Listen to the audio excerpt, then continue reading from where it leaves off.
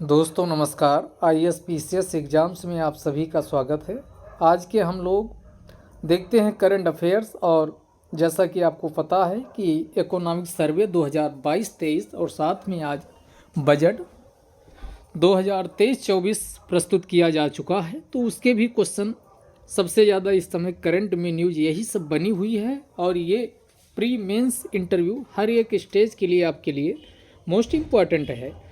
तो economic survey व अन्य जो घटनाएं घटित हो रही एग्जाम के पॉइंट ऑफ व्यू से इम्पॉर्टेंट हैं, उसको हमने इस वीडियो में कवर करने की कोशिश की है। जो बाकी बचेंगी वो आगे इसी प्रकार अगले वीडियो में आपको मिल जाएंगी। पहला क्वेश्चन है कि फाइनेंशियल ईयर, यहाँ FY का आगे ये मतलब समझिएगा फाइनेंशियल ईयर ही है, और यहाँ 24 लिखा है, इसका मतलब है 2024 फाइनेंशियल ईयर की बात हो रही है।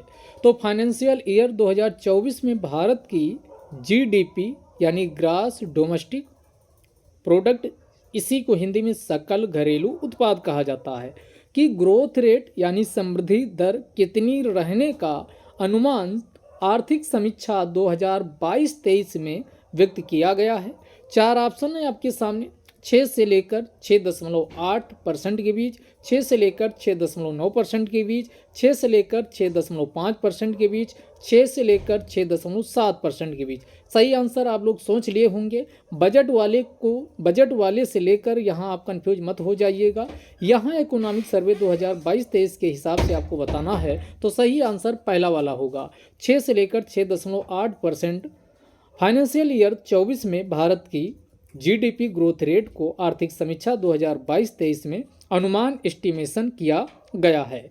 अब इसी में अन्य पॉइंट्स की बात करें तो ध्यान दीजिएगा कि जो MSME, जिसे माइक्रो स्मॉल मीडियम इंटरप्राइज के नाम से जाना जाता, इसका जो क्रेडिट ग्रोथ रेट है, यह जनवरी से लेकर नवंबर 2022 के बीच पूछा जाए कितने % रहा है, तो ये 30.6% रहा है, 30.6% रहा। अगले क्वेश्चन की ओर चलते, क्वेश्चन नंबर 2, फाइनेंशियल ईयर 2023 में केंद्र एवं राज्य सरकारों के द्वारा जो स्वास्थ्य पर व्यय किया जाता है, यह GDP का कितना % है। यहाँ हेल्थ पर जो केंद्र व राज्य दोनों सरकारों के द्वारा जो एक्सपेंडिचर किया जाता है उसका पूछा गया है। चूँकि ये पहले बहुत कम हुआ करता था, लेकिन अब कुछ ज़्यादा हुआ है, तो वही आपको बताना है। ये फाइनेंशियल ईयर 2023 का बताना है। ऑप्शन है आपके सामने 2.1%, 2.2%, 1.6%, 2.0%। तो इसका सही जवाब क्या हो जाएगा? पहला वाला बिल्कुल सही जवाब हो जाएगा, यानी हेल्थ पर अब GDP का कितना % खर्च किया जा रहा, तो 2.1% खर्च हो रहा है। जो 2.1% ये भी कम है, क्योंकि हेल्थ पर अन्य देशों में देखोगे, चाहे चाइना हो, अमेरिका हो, जापान हो, दक्षिण कोरिया हो, वहाँ पर हेल्थ पर GDP का भारत की तुलना में काफ़ी ज़्यादा एक्सपेंडिचर किया जाता है। इसके अलावा अब शिक्षा, स्वास्थ्य और अन्य जो सेक्टर हैं उसमें कितने % खर्चा या कितना इन्वेस्टमेंट किया गया सरकार के द्वारा, तो इसी को सोशल सेक्टर एक्सपेंडिचर यानी सामाजिक क्षेत्रक व्यय के नाम से जाना जाता। यहाँ पर तुलना की गई 2016 के फाइनेंशियल ईयर और 2023 के फाइनेंशियल ईयर से तुलना की गई है। 2016 के फाइनेंशियल ईयर में ये 9.1 लाख करोड़ रुपये खर्च किया गया था। कितना? तो ये 9.1 लाख करोड़ रुपये। वहीं 2023 के फाइनेंशियल ईयर में कितना ये खर्च होगा, तो 21.3 लाख करोड़ रुपये का यानी क्या किया जाएगा, खर्चा किया जाएगा। यानी 2 गुने से भी ज़्यादा ये खर्चा अब सोशल सेक्टर में किया जाएगा। तो इस पॉइंट को भी ध्यान रखिएगा। इसके अलावा इसी इकोनॉमिक सर्वे में ये भी कहा गया कि जो UNDP यानी यूनाइटेड नेशंस डेवलपमेंट प्रोग्राम के द्वारा मल्टी डायमेंशनल पॉवर्टी इंडेक्स जारी किया जाता है, तो उसके एवज में ये बताया गया कि भारत में 2005-06 से जब हम तुलना करते हैं और 2019-20 के भी देखते हैं, तो जो गरीबी मल्टी डायमेंशनल यानी बहुआयामी गरीबी में कितने लोग पहले थे, तो 41.5 करोड़ लोग थे जो इससे बाहर आए हैं, यानी बहुआयामी गरीबी से बाहर आए हैं। कितने? तो 2005-06 की तुलना में 2019-20 के बीच कितने 41.5 करोड़ लोग बाहर हुए हैं, यानी भारत में गरीबी घटी है। अगला 31 दिसंबर 2022 तक, अब इसमें ये पॉइंट सब इसी इकोनॉमिक सर्वे हैं जो ध्यान रखिएगा। ई श्रम जो असंगठित क्षेत्र जैसे श्रमिक वाला होता है उसको असंगठित क्षेत्र माना जाता है। तो श्रमिकों को ई श्रम पोर्टल लॉन्च किया गया था, उसमें कितने, तो ये 31 दिसंबर 2022 तक का इसमें डेटा लिया गया। 28.5 करोड़ जो असंगठित क्षेत्र के वर्कर्स हैं, काम करने वाले हैं, वो इसके अंतर्गत ई श्रम पोर्टल से अपने आप को रजिस्टर्ड किए हैं।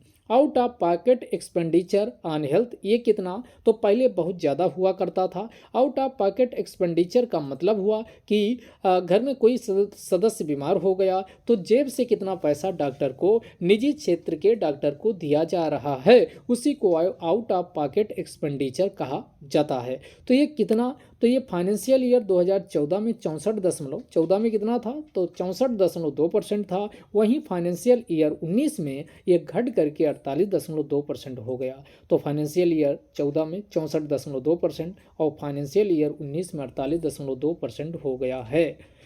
इसके अलावा सोलर एनर्जी की अगर बात किया जाए तो इसी इकोनॉमिक सर्वे में का क्या बताया गया कि अक्टूबर 2022 में सोलर पावर कैपेसिटी कितनी हो गई है, तो ये आप बिल्कुल याद रखिएगा 61.6 गीगावाट। और ये किसके अंतर्गत सोलर एनर्जी कैपेसिटी ये प्राप्त की गई, तो ये नेशनल सोलर मिशन चल रहा है कार्यक्रम। तो नेशनल सोलर मिशन कार्यक्रम के अंतर्गत 61.6 गीगावाट अक्टूबर 2022 तक, यानी ये लेटेस्ट डेटा है, अक्टूबर 2022 तक सोलर पावर कैपेसिटी भारत की है।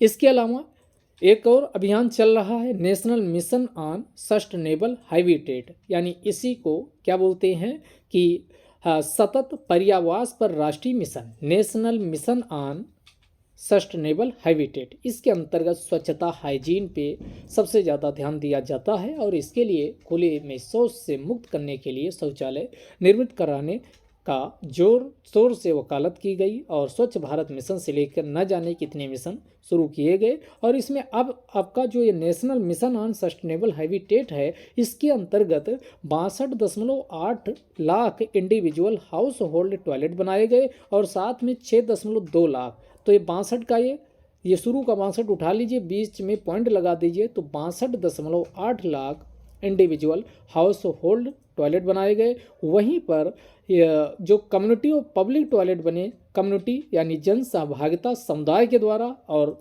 पब्लिक मतलब सरकार के द्वारा जो टॉयलेट बनाए गए वो 6.2 lakh community and public toilet हैं। पूछा जाए किस मिशन के अंतर्गत बने हैं, तो ध्यान रखिए स्वच्छ भारत मिशन के अंतर्गत नहीं बने, बल्कि ये national mission on sustainable habitat के अंतर्गत बनाए गए हैं। अगले क्वेश्चन नंबर 3 पे आते हैं। वर्ष 2020-21 में कृषि क्षेत्र में निजी निवेश में कितने % की वृद्धि दर्ज की गई, यानी निजी बोले तो प्राइवेट इन्वेस्टमेंट कितना आया है।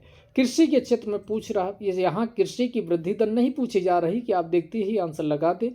इसमें पूछा जा रहा 2020-21 में जो एग्रीकल्चर है इसमें निजी क्षेत्र का कितना इन्वेस्टमेंट आया है। ऑप्शन है आपके सामने 9.3%, 3.7%, 2.8% या इनमें से कोई नहीं। सही जवाब क्या हो जाएगा, 9.3% इसमें आया है। अब कृषि से रिलेटेड अन्य फैक्ट फिगर की बात की जाए तो फूड ग्रेन ये पूछा जा सकता, खाद्यान्न उत्पादन 2021-22 में कितना रहा, तो ये फैक्ट इंपॉर्टेंट ध्यान रखिएगा और मेंस के क्वेश्चन में भी इस्तेमाल कर सकते हैं। तो फूड ग्रेन प्रोडक्शन 2021-22 में 315.7 मिलियन टन रहा। कितना, 315.7 मिलियन टन रहा है। तो इस बात का भी ध्यान रखिएगा, फूड ग्रेन प्रोडक्शन 2021-22 में 315.7 मिलियन टन रहा है। अगला कृषि क्षेत्र के लिए जो बैंकों के द्वारा, जैसे कृषि के साथ दिक्कत क्या होती थी, जो कृषक होते थे उनको बैंकों से लोन नहीं मिलता था, तो वो क्या साहूकारों महाजनों के पास लोन लेते थे। तो जो महाजनों और साहूकारों से लोन लेते थे उसी को नॉन इंस्टीट्यूशनल गैर संस्थागत लोन के रूप में जाना जाता था। जिसकी दर भी ऊंची होती थी और साथ में साहूकारों के द्वारा ब्याज पर ब्याज की वसूली जबरदस्ती की जाती थी।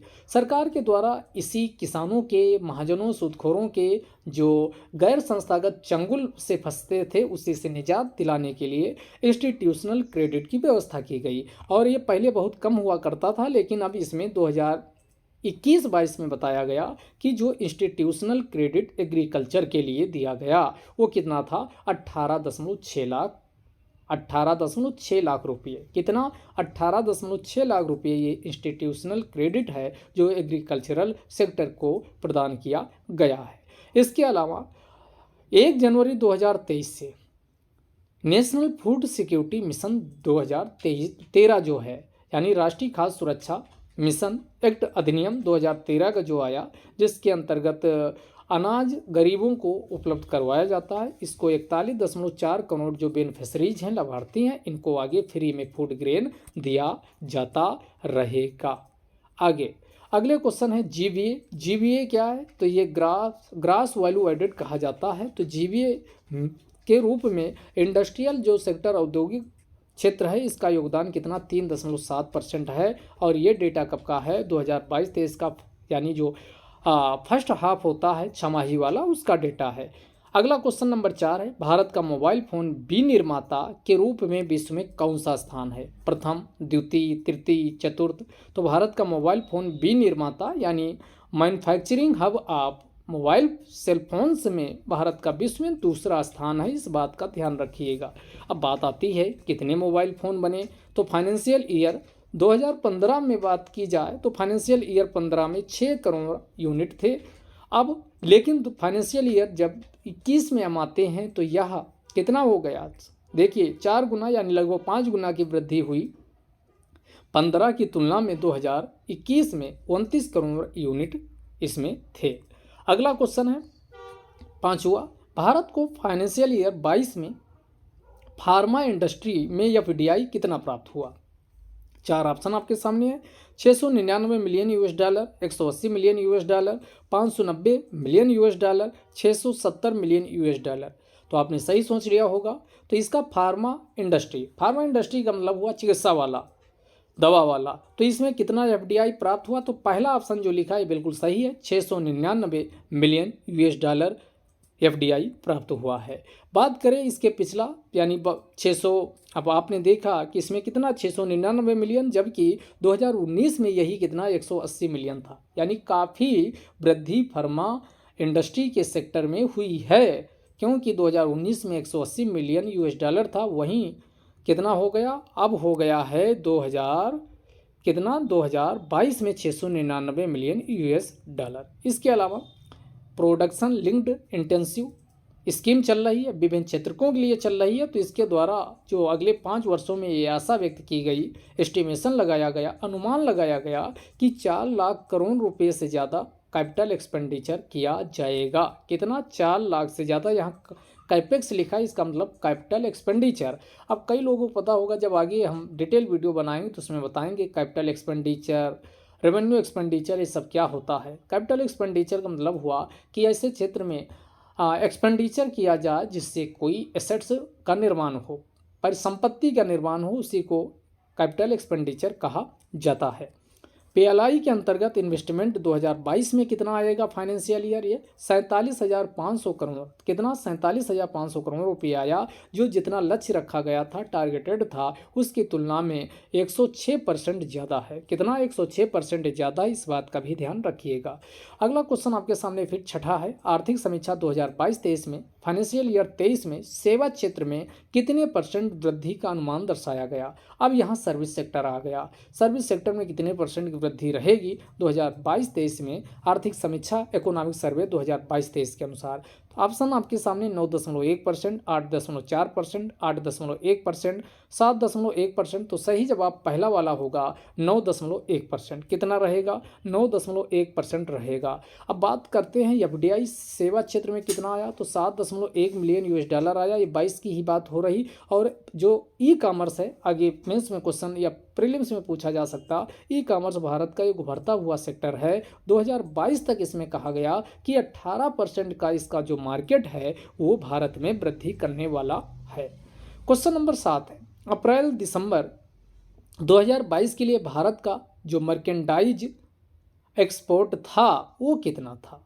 4 ऑप्शन आपके सामने हैं, 332.8 बिलियन यूएस डॉलर, अगला 322.8 billion US dollar, 312.8 billion US dollar, और इनमें से कोई नहीं। सही जवाब क्या हो जाएगा, पहला वाला ऑप्शन सही हो जाएगा।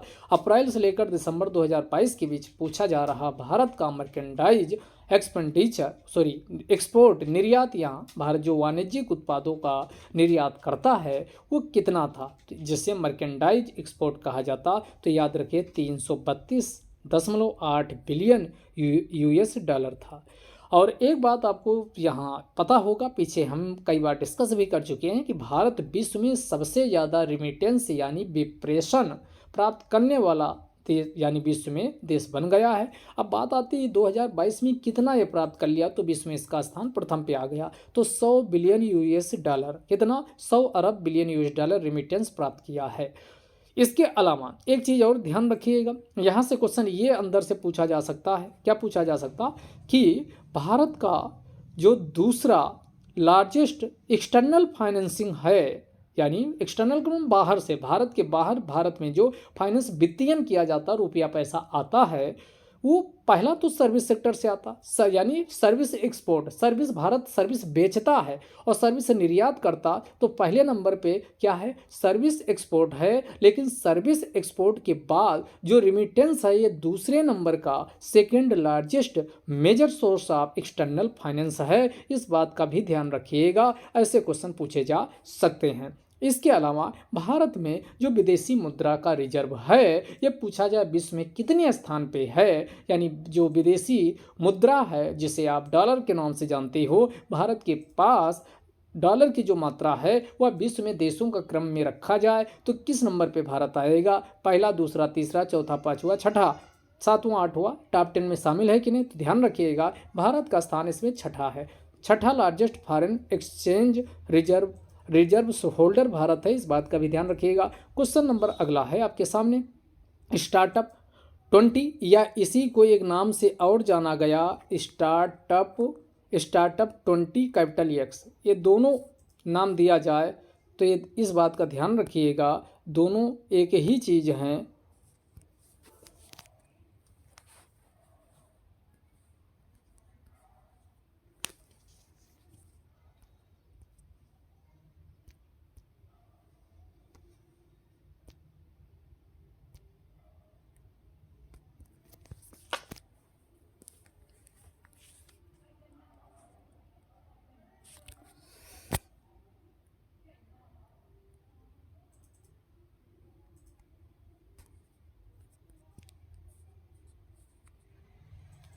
हाँ, अगला क्वेश्चन इसमें देखिएगा, क्वेश्चन क्या था, इस पे आ जाते हैं। क्वेश्चन था स्टार्टअप 20 इंगेजमेंट ग्रुप का आयोजन कहाँ हो रहा है, इंदौर में, भोपाल में, मुंबई में, हैदराबाद में, तो इसका सही ऑप्शन क्या हो जाएगा, हैदराबाद में इसका आयोजन किया जा रहा है। और यहीं पर याद रखिएगा हैदराबाद में नीति आयोग के द्वारा ACICCBIT इसका भी उद्घाटन किया गया, तो ACICCBIT का उद्घाटन कहाँ किया गया, हैदराबाद 31 जनवरी 2023 को किया गया। अब आपका काम है कि ACICCBIT की फुल फॉर्म क्या है, इसको कमेंट बॉक्स में लिख के बताइएगा। अगला क्वेश्चन नंबर 9, निम्नलिखित में से किस राज्य के द्वारा समग्र शिक्षा अभियान की शुरुआत की गई, ये समग्र शिक्षा नहीं है, समग्र शिक्षा अभियान, इस बात का ध्यान रखिएगा। तो यह 4 ऑप्शन है, मध्य प्रदेश, उत्तर प्रदेश, कर्नाटक, हरियाणा, तो इसका सही जवाब क्या हो जाएगा, अपना उत्तर प्रदेश में इसकी शुरुआत की गई है। इसका उद्देश्य क्या, जो वंचित वर्ग हैं, डेप्रीवेटेड क्लास हैं, वंचित वर्ग हैं, उनकी जो गर्ल्स हैं उनको एम्पावरमेंट करने के लिए शुरू किया गया। और उत्तर प्रदेश में टोटल कितनी 746 कस्तूरबा गांधी आवासीय बालिका विद्यालय हैं। तो जो कस्तूरबा गांधी आवासीय बालिका विद्यालय की 746 हैं, इनमें जो गर्ल्स स्टडी कर रही हैं इनको एम्पावरमेंट किया जाएगा, इनकी सेफ्टी और सिक्योरिटी को सुनिश्चित किया जाएगा। और इसी सेफ्टी एंड सिक्योरिटी के लिए आरोहिणी पहल को भी शुरू किया गया है। कौन सी आरोहिणी पहल को भी शुरू किया गया, इस बात का भी ध्यान रखिएगा। और आज का ये लास्ट क्वेश्चन है 10वां, यानी 30वीं राष्ट्रीय बाल विज्ञान कांग्रेस का आयोजन कहाँ पर किया गया? 4 ऑप्शन है, अहमदाबाद, गांधीनगर, इंदौर, नई दिल्ली। तो इसका सही आंसर क्या हो जाएगा? अहमदाबाद, गुजरात में 30वीं नंबर की राष्ट्रीय बाल विज्ञान कांग्रेस का आयोजन किया गया है। बाकी गांधीनगर में बताइएगा डिफेंस एक्सपो 2022 का आयोजन किया गया था। इंदौर में प्रवासी वाला आयोजन किया गया था, पीछे डिस्कस भी कर चुके हैं। फिर नई दिल्ली में कौन आयोजन हुए? तो नई दिल्ली की भी कई बता चुके हैं। तो इसका सही आंसर क्या हो जाएगा? अहमदाबाद हो जाएगा। तो ये आज का था करंट अफेयर्स का डिस्कशन। इसी के साथ कल फिर मिलेंगे, तब तक के लिए जय हिंद, जय भारत।